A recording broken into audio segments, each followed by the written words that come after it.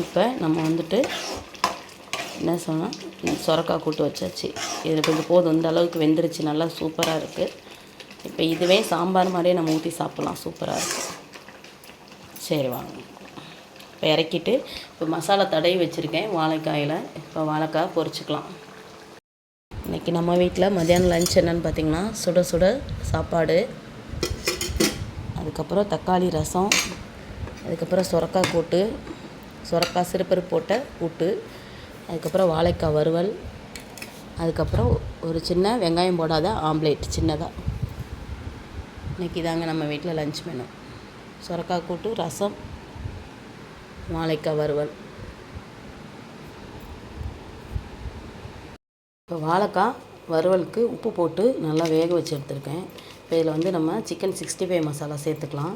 வேறு எதுவுமே நான் சேர்க்கல, இஞ்சி பூண்டு எதுவும் சேர்க்கல. சிக்கன் 65 மசாலாவில் பார்த்திங்கன்னா கொஞ்சம் சேர்த்துட்டு தயிர் சேர்த்துக்கலாம், அவ்வளோதாங்க. இதை அப்படியே பிரட்டிட்டு ஒரு 10 நிமிஷம் உணர வச்சுட்டு அதுக்கப்புறம் தோசைக்கல்லில் போட்டு பொரிச்சு எடுத்துக்கலாம்.